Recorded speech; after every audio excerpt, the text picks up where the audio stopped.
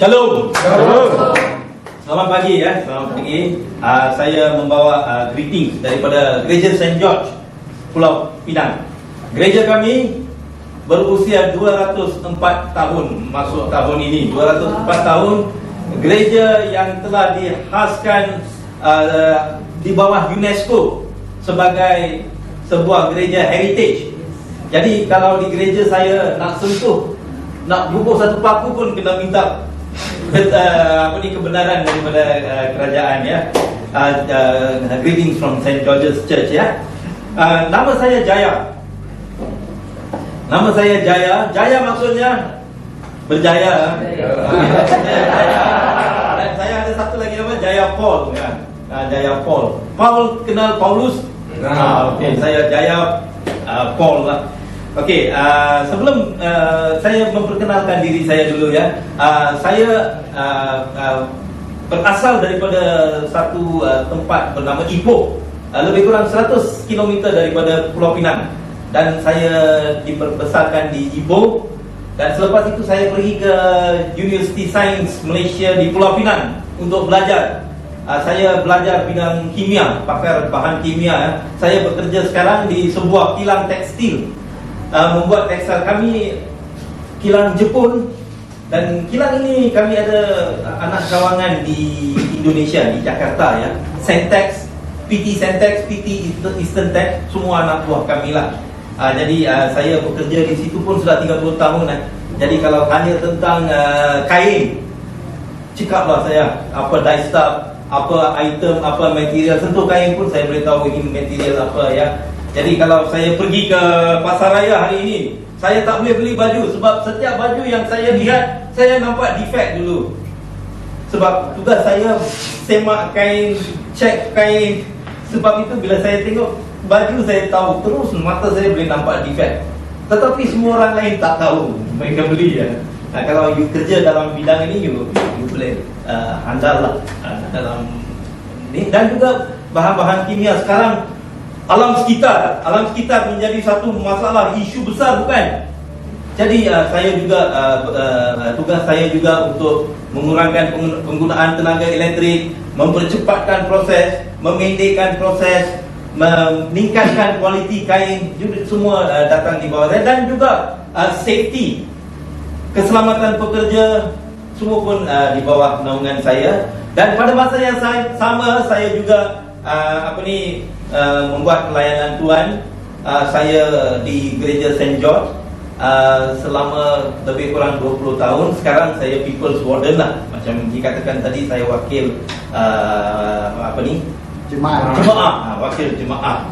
Jadi pada pagi ini saya berasa sangat bangga, bahagia kerana dapat bersama saudara-saudari semua di Medan.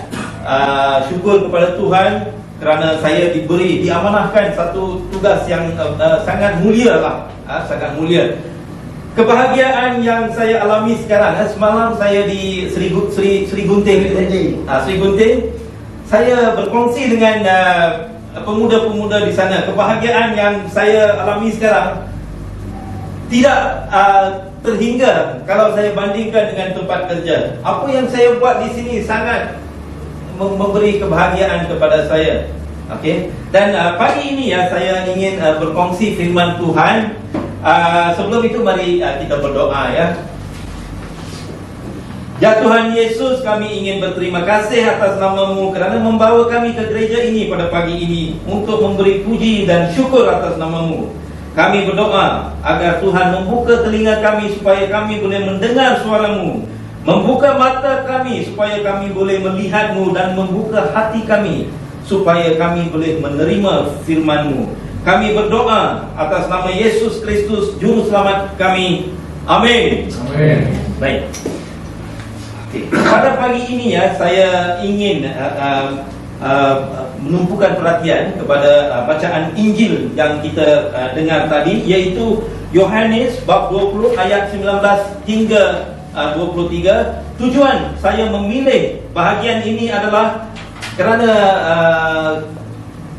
dalam Anglican kita ikut lectionary, betul? Kita ikut lectionary, dan bacaan lectionary hari ini adalah daripada Yohanes bab 20 ayat 19 hingga 23. Dan kenapa hari ini kita bertumpu kepada bahagian ini? Kerana hari ini adalah hari di mana kita menerima Roh Kudus. Dua Khamis yang lalu adalah hari Ascension, di mana Yesus diangkat ke syurga, betul? Ascension Day. Dan 10 hari selepas Ascension Day adalah Pentecost Sunday. Hari ini adalah Pentecost Sunday ya, untuk ketahuan semua ya. Kalau ikut lectionary hari ini Pentecost Sunday. Kalau di gereja, kalau kita baca bacaan lain pada hari ini daripada kisah-kisah Rasul, di mana Roh Kudus turun kepada semua orang ya. Jadi sebelum saya masuk melihat tentang bacaan pagi ini, saya ingin memberi sedikit latar belakang tentang tulisan ini ya. Buku ini buku Yohanes, ditulis oleh Yohanes. Yohanes adalah salah satu daripada 12 pengikut Yesus, dan Yohanes selalu dirujuk sebagai pengikut yang dikasihi oleh Yesus. Tulisan Yohanes berbeza sedikit daripada tulisan penulis Injil-Injil lain, Matthew, Mark, Luke ya. Yohanes tulisan dia memberi kepentingan kepada beberapa mukjizat yang besar yang tidak dilaporkan oleh penulis lain. Dan tujuan Yohanes tulis sebegini adalah untuk mengukuhkan kepercayaan kepada kita bahawa Yesus adalah Tuhan, Yesus adalah Allah, dan kita bersatu dengan Tuhan. Kalau kita lihat daripada bab 1 hingga bab 12, kita lihat pelayanan Yesus semasa dia di bumi. Bab 12 hingga ke bab 17 bertumpu kepada satu malam sebelum Yesus dikhianati, di bilik atas, di upper room. Sekarang kita pun ada di upper room ya. Jadi 12 hingga 17, dan bab seterusnya 18 hingga akhir, di mana Yesus dikhianati, Yesus disalibkan, Yesus mati, dan Yesus lahir semula ya.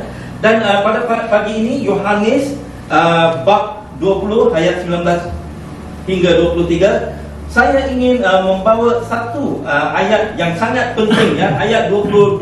Kalau kita lihat di mana Yesus berkata, kemudian situasi ini mereka pengikut-pengikut setelah Yesus mati, pengikut-pengikut takut.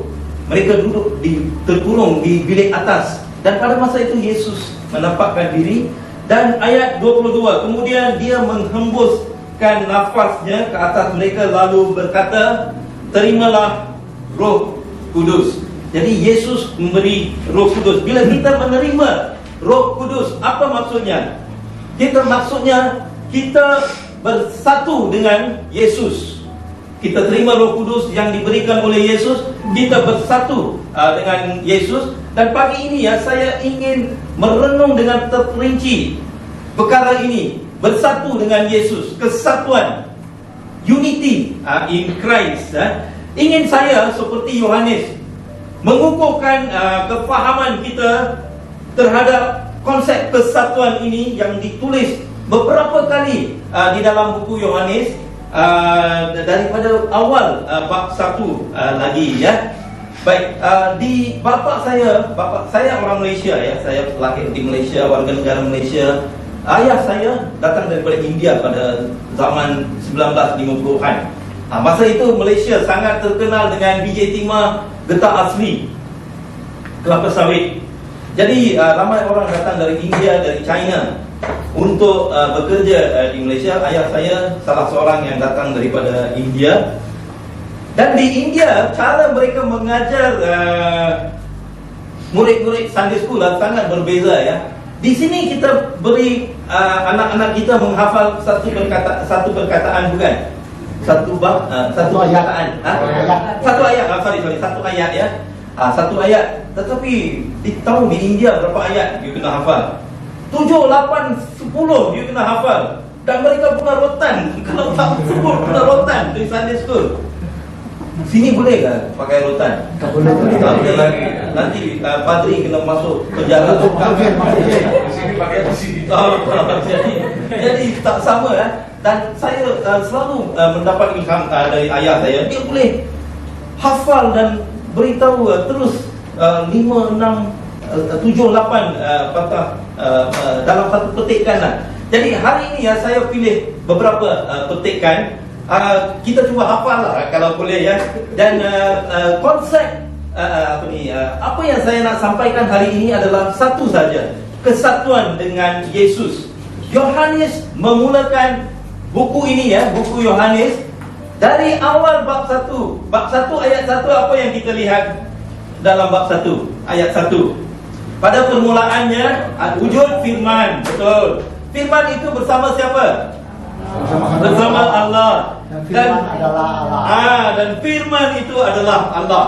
Tengok, dia mulakan dengan ini. Pada mulanya ada firman. Firman itu bersama Allah. Firman itu adalah Allah.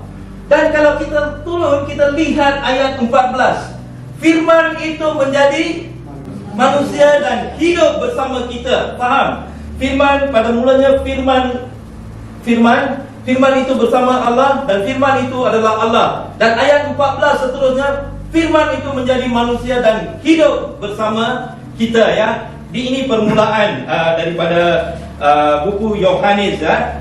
Jadi kalau kita sambung bab 14. Kalau kita lihat bab 14, bila saya kata tentang bab 14, padri-padri semua tahu. Bab 14 adalah bab yang kita guna di dalam upacara pengkebumian, betul. Upacara pengkebumian, di mana Yesus mengajar murid-muridnya. Yesus mengajar bahawa di rumah Bapa ada banyak bilik dan dia akan pergi menyediakan satu bilik untuk kita, bukan?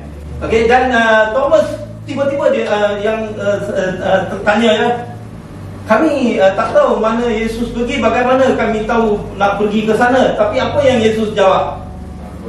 Akulah jalan, kebenaran dan kehidupan. Tiada sesiapa pun yang boleh datang kepada Bapa kecuali melalui saya. Yesus adalah satu-satunya jalan. Cuma satu jalan sahaja ke Bapa. Dan seterusnya kalau kita lihat ayat 7. Ayat 7, Yesus berkata, dengan mengenalku, kamu mengenal Bapaku. Mulai sekarang, kamu mengenalnya dan malah sudah melihatnya. Dia berkata kepada pengikutnya, kamu dengan mengenaliku, kamu mengenali Bapaku. Mulai sekarang, kamu mengenalnya, malah sudah melihatnya. Maksudnya kita kesatuan lagi sekali ya. Yesus, Bapa, dia adalah satu. Dan seterusnya kalau kita lihat bab 14, Filipus pun bertanya, tunjukkan kepada saya Bapa. Dan Yesus marah. Setelah beberapa lama kamu dengan saya, kamu masih tanya, tunjukkan Bapa. Dan Yesus berkata, kalau kamu melihat saya, kamu telah melihat Bapa. Okey? Tengok satu kesatuan yang dibawa oleh Yohanes Dan seterusnya bab 15 Yohanes. Bila saya sebut bab 15, apa yang timbul di dalam minda kita? Bab 15 ada satu lagu yang sangat menarik. Yesus pokok dan kita cabangnya. Dan di dalam bab 15, Yesus mengajar murid-muridnya. Di sini ya, Yesus memberitahu mereka bahawa Bapa dia adalah peladang, Yesus adalah pokok dan kita adalah cabangnya. Dan Yesus suruh kita tinggal di dalamnya ya. Jadi ayat 5 bab 15, aku pokok anggur dan kamu ranting-rantingnya. Jika kamu tetap di dalamku dan aku di dalammu, kamu akan berbuah. Jadi Yesus menyeru kita supaya kita kekal di dalamnya. Dan bab 14 dia kaitkan sebab dia adalah hanya satu sahaja jalan kepada Bapa. Dan Bacaan lectionary minggu lalu adalah daripada bab 17.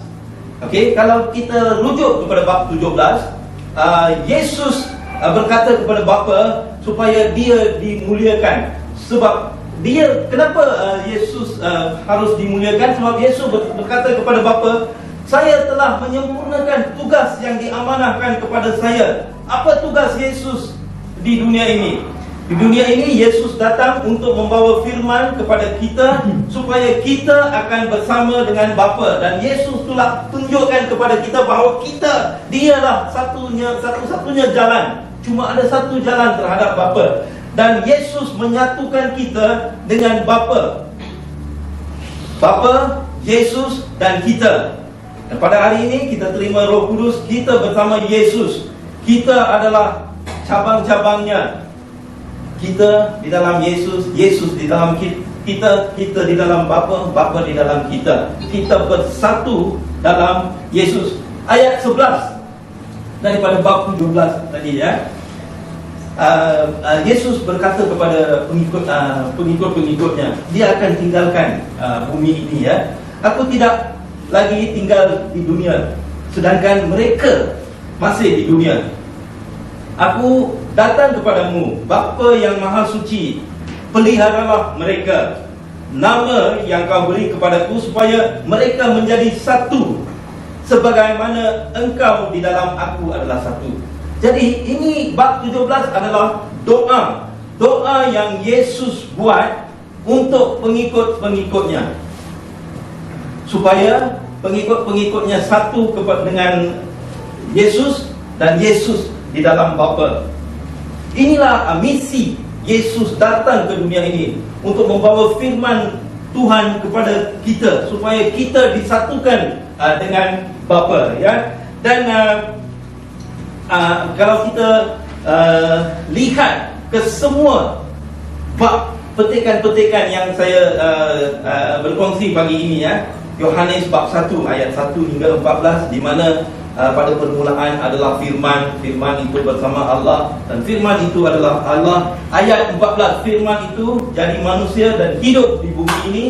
Dan bab 14, Yesus adalah cuma ada satu jalan kepada Bapa. Ayat 15, Yesus adalah pohon, kita rantingnya. Dan seterusnya bab 17 di mana Yesus berdoa untuk murid-muridnya, berdoa untuk mereka, dan bukan untuk muridnya sahaja ya. Malah kalau kita lihat bab 17 ayat 21 kalau kita lihat ayat 20 dengan 21 Yesus berdoa bukan sahaja untuk pengikut, malah untuk semua yang percaya kepada namanya. Ayat 20, aku berdoa bukan untuk mereka sahaja, tetapi juga untuk semua orang yang percaya kepadaku melalui perkabaran mereka. Ya Bapa, aku berdoa supaya mereka menjadi satu, sebagaimana engkau bersatu denganku dan aku denganmu. Tengok bagaimana Yohanes membawa kita kepada Yesus dan Yesus kepada Bapa. Inilah salah satu perkabaran penting yang dibawa oleh Yohanes kepada kita ya. Jadi kalau kita lihat semua petikan-petikan ini, semuanya menumpukan, menghala tujukan kita kepada Yesus dan kepada Bapa. Tetapi persoalan pada pagi ini ya, kita telah melihat firman Tuhan. Apakah impact terhadap kita? Apa yang kita harus lakukan? Apa berkaitan dengan saya? Yang penting pada pagi ini kita harus merenung kehidupan kita. Bagaimana kehidupan kita? Yesus datang ke dunia ini untuk membawa perkabaran baik ini. Yesus menderita di muka bumi ini untuk kita, untuk menebus kita daripada dosa-dosa. Jadi apakah yang kita harus lakukan? Perkara pertama sangat senang. Kita harus mempunyai kepercayaan kepada Yesus. Dan kita harus percaya dengan bulat-bulat, dengan penuh-penuh bahawa Yesus adalah juru selamat kita dan Yesus adalah cuma satu jalan kepada Bapa, dan kita harus berpaut, bergabung, bersatu dengan Yesus. Inilah perkara pertama yang kita harus lakukan. Paulus bila dia tulis ke gereja di Galatia bab 2 ayat 20, aku telah disalibkan bersama Kristus. Bukanlah aku lagi yang hidup, tetapi Kristus hidup dalam aku. Dalam hidup jasadku sekarang, aku hidup dengan iman kepada anak Allah yang mengasihiku dan menyerahkan dirinya untukku. Jadi Paulus berkata, aku telah disalibkan dengan Kristus. Bukan aku lagi, tetapi Kristus yang hidup dalam aku. Ada satu lagu Sunday School dalam bahasa Inggeris, saya tak tahu dalam bahasa Malaysia adakah. It is no longer that I who liveth. It is no longer I who liveth, but Christ who liveth in me. So Christ is living in me. So this is the most important message that I want to bring to you this morning. Satu-satunya yang penting yang saya nak bawakan kepada saudara-saudari sekalian, kita dalam Kristus. Yang kedua, untuk kita saja, bagaimana dengan orang lain? Orang yang tidak kenal dengan Yesus, bagaimana? Jadi tugas kita yang penting di dunia ini adalah membuat perkabaran tentang Yesus kepada orang-orang lain. Saya ingin beri satu cerita yang saya dengar lama dulu. Cerita ini berlaku kalau tak silap saya, di Australia, di mana seorang doktor, dia doktor haiwan, doktor veterina, doktor veterina, betul, doktor haiwan, doktor haiwan.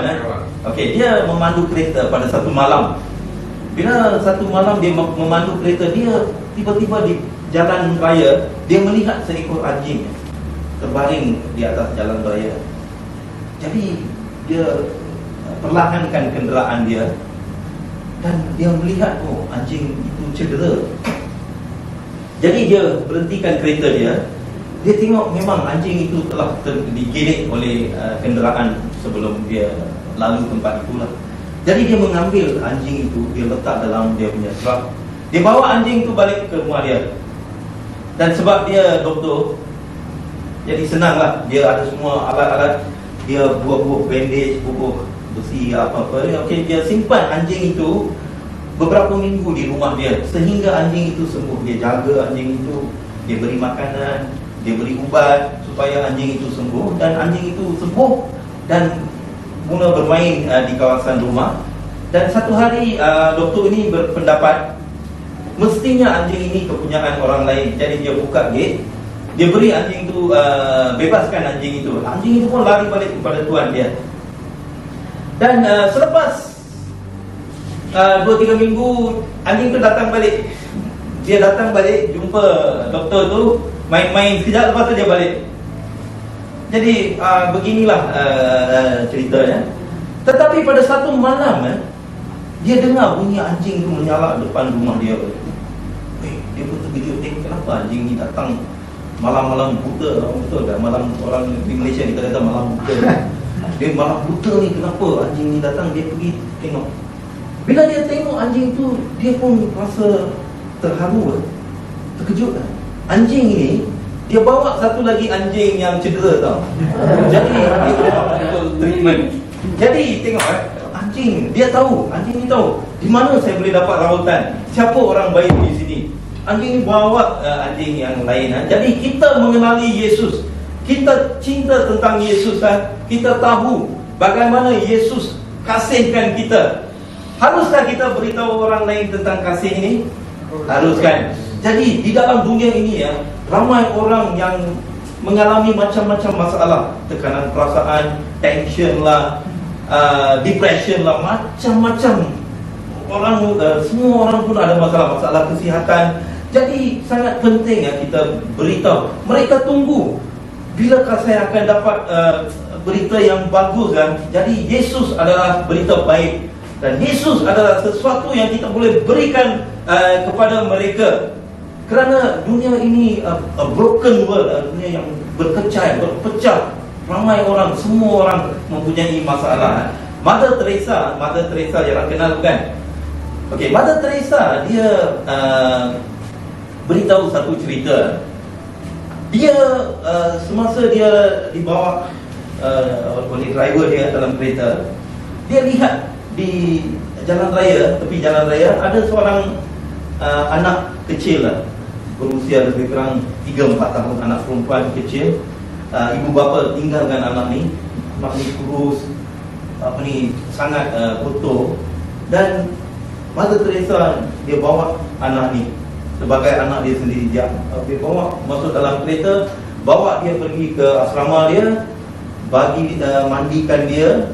Lepas tu Mother Teresa bagi sekeping roti, sebab bila dia melihat anak ni, dia tahu anak ni lama tak makan. Dia bagi satu roti je. Jadi anak perempuan ni dia makan roti. Dia makan roti. Lepas tu dia stop. Mother Teresa kata, makanlah, makan. Lepas tu dia makan lagi sikit. Lepas tu dia stop.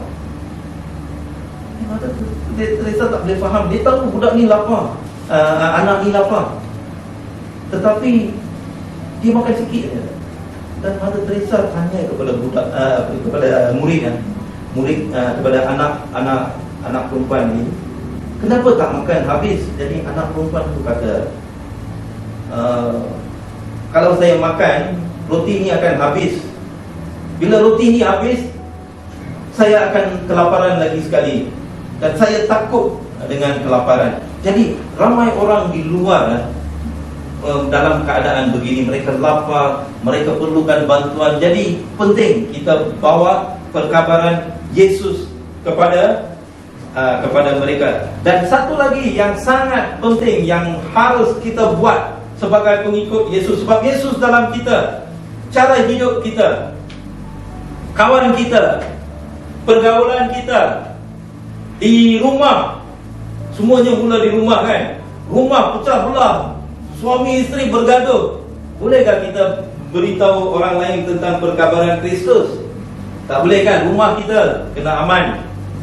Kita kena hidup mengikut hukum-hukum yang diberikan Yesus. Hukum pertama apa? Kita mesti percaya kepada Tuhan. Dan lagi satu, kita harus mengasihi satu sama lain. Kalau di dalam rumah sendiri kita tak boleh mengasihi anak bini kita, bagaimana nak kita mengasihi orang lain? Jadi cara hidup kita di rumah, di tempat kerja, ponting kerja, punch card, lepas tu pergi makan. Ini semua kita tak boleh buat. Kita sebagai seorang Kristian, kita harus bekerja untuk Tuhan. Okay, bila orang melihat kita, mereka harus kata, oh, ini orang Kristian. Orang Kristian, tengok dia buat kerja dengan jujur, dengan tekun, dengan sepenuh jiwa. Dan bila orang melihat corak hidup kita, mereka tertarik kepada kita dan mereka datang kepada kita. Sebab dia tahu, oh, ini baik, dia ni saya boleh percaya, dia ni saya boleh curahkan perasaan saya. Dia tak mau pergi ke dia, sebab bagi tahu dia macam CNN Banglan. Dengan semua orang yang kita bergaul adalah sangat penting. Kenapa sangat penting? Kerana setiap tingkah laku yang kita lakukan, Tuhan sedang melihat kita. Tuhan melihat kita. Dan bila kita hidup mengikut hukum-hukum, Tuhan akan berbangga dengan kita, ya. Saya ingin tamatkan dengan satu cerita lagi, ya. Di US ada satu permainan American football, tahu American football, di US ada satu league American football. Di dalam American football dia ada satu pemain, nama dia tak penting lah. Satu pemain ini telah dianugerahkan sebagai pemain terbaik. Tetapi dia punya kumpulan selalu kalah. Kumpulan dia selalu kalah, tetapi pemain ini sangat bagus. Sebab dia mereka yang memberi pingat ini kepada mereka, mereka bukan lihat siapa yang menang, mereka lihat siapa yang bermain dengan bagus, siapa yang bertungkus lumus untuk tim dia, siapa yang mempunyai semangat berpasukan, siapa yang tak cepat marah, sebab ini kriteria. Jadi mereka beri, ini adalah pemain yang terbagus. Memang dia tu bagus, dia midfielder, dia jaga semua orang, dia edar bola daripada start bisa sampai akhir. Dia main dengan sangat tekun, walaupun kumpulan ini sedang kalah, tetapi dia main dengan penuh hati. Dan pada satu hari ada satu syarikat TV, mereka buat interview. Mereka tanya,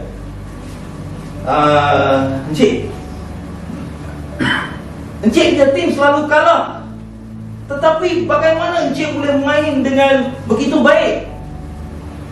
Bagaimana? Selalu kalah, tapi bagaimana Encik boleh jadi pemain terbaik? Bagaimana Encik boleh ada hati untuk main dengan penuh hati? Jadi pemain ini menjawab, bapak saya seorang pemain football juga pada zaman dulu. Saya diperbesarkan oleh bapak saya. Bapak saya adalah ilham saya. Bapak saya selalu mengajar saya. Jadi saya selalu mengikut apa yang diajar oleh bapak saya. Semua yang saya buat hari ini diajar oleh bapak saya.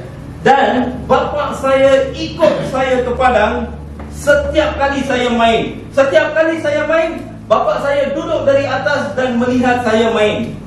Dan untuk itu saya harus main dengan penuh yakin. Kalau tidak, saya tidak boleh membanggakan bapak saya. Saya main dengan penuh hati kerana ayah saya memerhatikan saya setiap masa. Sebagai seorang Kristian, ini yang kita harus ada di dalam hati kita. Setiap kali bapa kita di syurga memerhatikan perbuatan-perbuatan kita, memerhatikan tingkah laku kita. Dia memerhatikan segala bagaimana kita mengasihi orang lain. Tuhan sedang memerhatikan kita.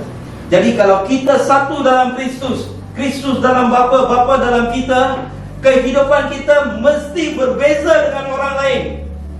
Tak boleh sama.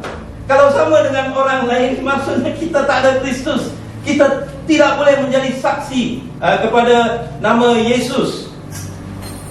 Inilah saya mau kita renungkan pada pagi ini Pada pagi ini saya sekali lagi sangat bersyukur kepada semua, kepada Bishop Stephen, kepada Padri Yusnu, Padri Josefa, kerana memberi peluang saya bercakap, berkhutbah di pagi ini. Saya juga berterima kasih kepada semua yang sudi mendengar khutbah saya pada pagi ini. Mari kita berdoa Ya Tuhan Yesus, kami ingin berterima kasih atas semua firman-firman dari-Mu yang ditulis oleh Yohanes. Curahkan Roh Kudus-Mu terhadap kita, agar kami boleh hidup di dalam Yesus, Yesus di dalam Bapa, Bapa dengan kita bersatu atas nama Yesus, supaya kami tahu jalan yang kekal, kami tahu kehidupan kekal, dan kami boleh memperkenalkan kehidupan kekal ini kepada orang lain, berita baik kepada orang lain, supaya kami boleh membesarkan kerajaan Tuhan. Kami berdoa atas nama Yesus. Amin. Amin. Semua sebut amin. Amin. Okey, terima kasih.